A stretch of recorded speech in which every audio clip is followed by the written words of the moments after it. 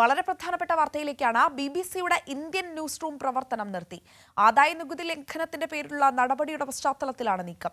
പ്രസിദ്ധീകരണ licence Indian ജീവനക്കാർ സ്ഥാപിച്ച private limited കമ്പനിക്ക് കൈമാറിയിരിക്കുകയാണ്. അതേസമയം മറ്റൊരു സ്ഥാപനത്തിന് പ്രസിദ്ധീകരണ ലൈസൻസ് കൈമാറുന്നത് ചരിത്രത്തിലാദ്യമെന്ന് BBC. വിവരങ്ങളുമായി സിബി ജോസഫ് ദില്ലിയിൽ നിന്ന് ചേരുകയാണ്.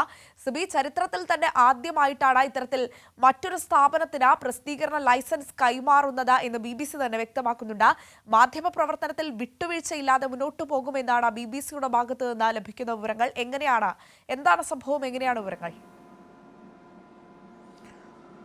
അഞ്ജന, നരേന്ദ്രമോദിയെ വിമർശിക്കുകയിൽ കേന്ദ്ര സർക്കാരിനെ വിമർശിക്കുന്നവരെ വായടപ്പിക്കാനുള്ള ശ്രമം നമുക്കറിയാം കുറേ കാലങ്ങളായി, പ്രത്യേകിച്ച് മാധ്യമ പ്രവർത്തന മേഖലയിൽ എല്ലാ നിലയും കേന്ദ്ര സർക്കാർ പിന്തുടരുകയാണ്. ഇതിൻ്റെ ഏറ്റവും ഒടുവിലത്തെ ഒരു ഉദാഹരണമാണ് ഇപ്പോൾ BBC, അന്താരാഷ്ട്ര ന്യൂസ് ചാനലായ BBC-യുടെ ഇന്ത്യയിലെ പ്രവർത്തനം, ഇന്ത്യയിലെ ന്യൂസ് റൂം അടച്ചു പൂട്ടുന്നു എന്നുള്ളത്. പ്രധാനമായും 2002 ഗുജറാത്ത് കലാപവുമായി ബന്ധപ്പെട്ടുകൊണ്ട് ഒരു ഡോക്യുമെൻ്ററി കഴിഞ്ഞ ഫെബ്രുവരിയിൽ BBC സംപ്രേഷണം ചെയ്തിരുന്നു. ഇത് ഏറെ വിവാദമാകുകയും ഇത് ചർച്ച ചെയ്യപ്പെടുന്ന ഒരു സാഹചര്യം കൂടി ഉണ്ടായി. ആ ഒരു പശ്ചാത്തലത്തിൽ അന്ന് തുടങ്ങിയ ഒരു പ്രതികാര നടപടിയാണ് BBC-ക്കെതിരെ കേന്ദ്ര സർക്കാർ പിന്നീട് അന്വേഷണ ഏജൻസി ഉപയോഗിച്ചുള്ള പ്രതികാര നടപടി. ഇതിൻ്റെ ഏറ്റവും ഒടുവിലത്തെ ഒരു ഇമ്പാക്റ്റ് എന്ന് പറയുന്നത് ഇപ്പോൾ BBC-യുടെ ഇന്ത്യൻ ന്യൂസ് റൂമുകൾ അടച്ചു പൂട്ടുന്നു എന്നുള്ളതാണ്. അതായത് BBC-യുടെ എല്ലാ ഇന്ത്യൻ ന്യൂസ് റൂമുകളും ഇപ്പോൾ അടച്ചു പൂട്ടുകയാണ്. ഏകദേശം 200-ലധികം ജീവനക്കാർ വരുന്ന, അല്ലെങ്കിൽ ലണ്ടന് പുറത്ത് ഏകദേശം 200-ലധികം ഇന്ത്യൻ ജീവനക്കാർ ഉൾപ്പെടുന്ന ഈ ന്യൂസ് റൂമുകളാണ് ഇപ്പോൾ അടച്ചു പൂട്ടുന്നു എന്നുള്ളൊരു വാർത്ത BBC സ്ഥിരീകരിച്ചിരിക്കുന്നത്. അതുമായി ആദായ നികുതി വകുപ്പ് പലതവണ കഴിഞ്ഞ ഈ ഒരു 2002 ഗുജറാത്ത് കലാപവുമായി ബന്ധപ്പെട്ടുകൊണ്ട് കഴിഞ്ഞ ഫെബ്രുവരിയിൽ ഒരു ഡോക്യുമെൻ്റ് പ്രദർശിപ്പിച്ചപ്പോൾ അന്ന് തന്നെ ഡൽഹിയിലെയും മുംബൈയിലെയും ഈ BBC-യുടെ ഓഫീസുകളിൽ ആദായ നികുതി വകുപ്പ് റെയ്ഡ് നടത്തിയിരുന്നു. വലിയ രീതിയിൽ പിഴകൾ ചുമത്തുന്ന ഒരു പശ്ചാത്തലം ഉണ്ടായിരുന്നു. ഇതിന് പിന്നാലെ ആ ഒരു പ്രതികാര നടപടി നരേന്ദ്രമോദി സർക്കാർ തുടരുകയായിരുന്നു. ഒടുവിൽ ഇതിൽ സഹികെട്ട് അല്ലെങ്കിൽ മനമെടുത്ത് ഇന്ത്യയിലെ ന്യൂസ് റൂം ക്ലോസ് ചെയ്യുന്നു എന്നതാണ് ഇപ്പോൾ BBC അറിയിച്ചിരിക്കുന്നത്. അടുത്ത ആഴ്ച മുതൽ BBC-യുടെ മുൻ ജീവനക്കാർ ചേർന്നുകൊണ്ട് ഒരു കളക്റ്റീവ് ന്യൂസ് റൂം ആരംഭിക്കുമെന്നുള്ളതാണ് പറയുന്നത്. അതായത് ഈ പ്രസിദ്ധീകരണ ലൈസൻസ് മറ്റൊരു ഇന്ത്യൻ ജീവനക്കാർ സ്ഥാപിച്ച പ്രൈവറ്റ് ലിമിറ്റഡ് കമ്പനിക്ക് ഈ പ്രസിദ്ധീകരണ ലൈസൻസ് BBC കൈമാറുകയാണ്. അതുതന്നെയും BBC-യുടെ ചരിത്രത്തിൽ ആദ്യമായിട്ടുള്ള സംഭവമാണെന്നും BBC വ്യക്തമാക്കുന്നു. എങ്കിൽ പോലും തങ്ങളുടെ മാധ്യമധർമ്മത്തിൽ നിന്നും ഒരു വിട്ടുവീഴ്ച പോലും ചെയ്യില്ല എന്നും BBC നിലപാടിൽ ഉറച്ചു നിൽക്കുകയും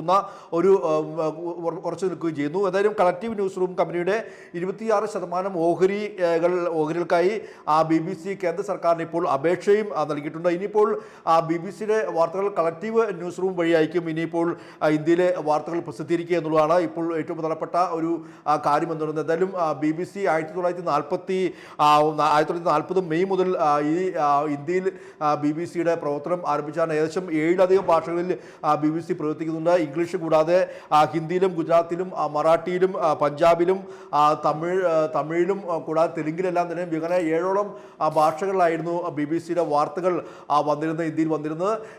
ഏറെ ലോകശ്രദ്ധ ആകർഷിക്കുന്ന വാർത്തകളും പ്രത്യേകിച്ച് ഈ നരേന്ദ്രമോദി സർക്കാരിനെതിരെ 2002 ഗുജറാത്ത് കലാപവുമായി ബന്ധപ്പെട്ടുകൊണ്ട് നടത്തിയ അന്നത്തെ ആ ഒരു ഡോക്യുമെൻ്ററി എല്ലാം തന്നെയും ഏറെ ശ്രദ്ധ നേടുകയും അത് വിവിധ സംസ്ഥാനങ്ങളെല്ലാം തന്നെയും അത് ഡോക്യുമെൻ്ററി പ്രദർശിപ്പിക്കുകയും പലയിടത്തും ഡോക്യുമെൻ്ററി പിന്നീട് ബാൻ ചെയ്യുന്ന ഒരു സ്ഥിതിവിശേഷം ഉണ്ടായി. പക്ഷേ കേരളത്തടക്കമെല്ലാം തന്നെയും അത് വിവിധങ്ങളിൽ DYFI അടക്കമുള്ള സംഘടന എല്ലാം തന്നെ ഏറ്റെടുത്തുകൊണ്ട് ആ ഡോക്യുമെൻ്ററി പ്രദർശിപ്പിക്കുന്ന ഒരു സാഹചര്യമുണ്ടായി. അങ്ങനെ ഏറെ വിവാദമാവുകയും ചർച്ച ചെയ്യപ്പെടുന്ന ഒരു പശ്ചാത്തലം കൂടി ഉണ്ടായിരുന്നു.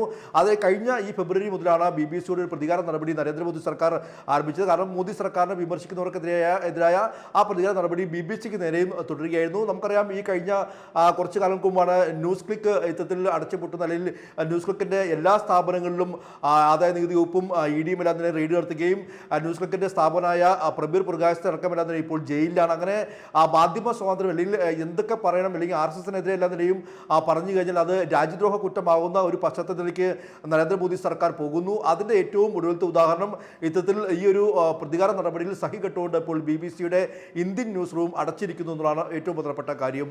അഞ്ജന, നമുക്കറിയുന്നത് പോലെ തന്നെ ഇതിനു മുൻപ് ഇന്ത്യ ദ മോദി ക്വസ്റ്റ്യൻ എന്ന് പറയുന്ന ഒരു ഡോക്യുമെന്ററി BBC പുറത്തിറക്കുകയും അതിന്റെ പേരിൽ ആദായ നികുതി വകുപ്പ് അടക്കം BBC-യുടെ ഓഫീസിൽ റെയ്ഡ് നടത്തുകയും ചെയ്ത സാഹചര്യം വലിയ രീതിയിലുള്ള പ്രതിഷേധങ്ങൾക്കെല്ലാം തന്നെ ഇടയാക്കിയ ഒരു സാഹചര്യം ഉണ്ടായിരുന്നു. ഈ ഒരു പശ്ചാത്തലത്തിലാണ് ഇപ്പോൾ BBC-യുടെ ഇന്ത്യൻ ന്യൂസ് റൂം അടച്ചുപൂട്ടുന്ന ഒരു സമീപനത്തിലേക്ക് എത്തിയത്. അതായത് മോദി സർക്കാരിനെ വിമർശിക്കുന്ന മാധ്യമങ്ങളുടെ വായ്മൂടി കെട്ടുന്നതിനുള്ള കേന്ദ്ര നീക്കം എന്നുകൂടി പറഞ്ഞു വെക്കേണ്ടതല്ലേ? തീർച്ചയായും അതിനെ അങ്ങനെ തന്നെയാണ് കാണേണ്ടത് അഞ്ജന. കാരണം ഈ നരേന്ദ്രമോദി സർക്കാരിനെയും BJP സർക്കാരിനെയും വിമർശിക്കുന്നതോടെ വായി മൂടിക്കെട്ടുക, പ്രത്യേകിച്ച് മാധ്യമ സ്വാതന്ത്ര്യം ഹനിക്കുന്ന രീതിയിൽ ഈ മാധ്യമ സ്ഥാപനത്തിൽ റെയ്ഡ് നടത്തുകയും മാധ്യമ പ്രവർത്തകരുടെ എല്ലാം നിലയും വീടുകളിൽ റെയ്ഡ് നടത്തുകയും അവരെ ചോദ്യം ചെയ്യുകയും ജയിലിലടയ്ക്കുകയും ചെയ്യുന്ന സ്ഥിതിവിശേഷം ഇപ്പോൾ തുടർച്ചയായി നടക്കുന്നു. നമുക്കറിയാം, ഞാൻ നേരത്തെ പറഞ്ഞ ന്യൂസ് ക്ലിക്ക് എന്ന മാധ്യമ സ്ഥാപനം അത് നരേന്ദ്രമോദി സർക്കാരിൻ്റെ എല്ലാ പ്രവർത്തനങ്ങളെയും നിശിതമായി വിമർശിക്കുന്ന ഒരു സ്ഥാപനം കൂടിയാണ്. പ്രത്യേകിച്ച് ജനങ്ങളെ ബാധിക്കുന്ന നിരവധി വിഷയങ്ങളിൽ നരേന്ദ്രമോദി സർക്കാർ സ്വീകരിച്ച ജനവിരുദ്ധ നടപടികളെല്ലാം നിലയും ചൂണ്ടിക്കാട്ടിക്കൊണ്ട് വളരെ കാലമായി വിമർശിക്കുന്ന ഒരു ഓൺലൈൻ പത്രമായിരുന്നു ന്യൂസ് ക്ലിക്ക്. ഈ ന്യൂസ് ക്ലിക്കിൻ്റെ 200ഓളം ഓഫീസുകളിലാണ് ഒരേ സമയത്ത് ED റെയ്ഡ് നടത്തിയത്, ആദായ നികുതി വകുപ്പ് കയറിയിറങ്ങിയത്. അവിടെ പ്രബീർ പുരകായസ്ഥ അടക്കമുള്ള ഈ ജീവനക്കാരെല്ലാം നിലയും അതിൻ്റെ ഉടമയടക്കമെല്ലാം നിലയും അറസ്റ്റ് ചെയ്ത് ഇപ്പോഴും ജയിലിലാണ്. അതുകൂടാതെ അവിടുത്തെ ടെക്നിക്കൽ വിഭാഗം ജീവനക്കാരുടെ വീടുകളിൽ പോലും റെയ്ഡ് നടക്കുകയും അവിടുത്തെ ഈ മാധ്യമ ഉപകരണങ്ങളും ലാപ്ടോപ്പ് അടക്കം അതിനെ പിടിച്ചു വയ്ക്കുന്ന ഒരു സ്ഥിതിവിശേഷം ഉണ്ടാകുകയും ചെയ്തു. അങ്ങനെ വളരെ വലിയൊരു നരനായിട്ടായിരുന്നു പിന്നീട് ഈ ഒരു സംഭവവുമായി ബന്ധപ്പെട്ടുകൊണ്ട് നരേന്ദ്രമോദി സർക്കാർ കുറേ നാളുകൾ നടത്തിയത്. ഏതായാലും ഈ BBCക്കെതിരെ നടത്തിയതും ഇതേ സമാനമായ സംഭവം തന്നെയാണ്. ഈ 2002 ഗുജറാത്ത് കലാപവുമായി ബന്ധപ്പെട്ടുള്ള ഡോക്യുമെന്ററി പ്രദർശിപ്പിക്കുകയും അത് ഏറെ ചർച്ച ചെയ്യപ്പെടുകയും അതിലെ യാഥാർത്ഥ്യങ്ങൾ ജനങ്ങൾ മനസ്സിലാക്കുകയും ചെയ്യുന്ന ഒരു ഘട്ടത്തിൽ അവിടെ പ്രതിപട്ടികയിൽ വരുന്നത് നരേന്ദ്രമോദിയും അമിത്ഷാ അടക്കമുള്ള BJP നേതാക്കളാണ്. സ്വാഭാവികമായും അതുകൊണ്ട് തന്നെ ഇതിനെതിരെ വലിയ പ്രതികാര നടപടി പിന്നീടുണ്ടായി. ഡൽഹിയിലെയും മുംബൈയിലെയും പോലെ തന്നെ കേന്ദ്ര സർക്കാരിന്റെ പ്രതികാര നടപടി എന്ന് തന്നെ പറഞ്ഞു വെക്കാവുന്ന രീതിയിലുള്ള നടപടിയാണ് ഉണ്ടായിരിക്കുന്നത്. BBCയുടെ ഇന്ത്യൻ ന്യൂസ് റൂം അടച്ചുപൂട്ടുന്ന നിർത്തലാക്കുന്ന സാഹചര്യത്തിലേക്ക് എത്തുന്നു. വിവരങ്ങളാണ് സിബി ജോസഫ് നൽകിയത്.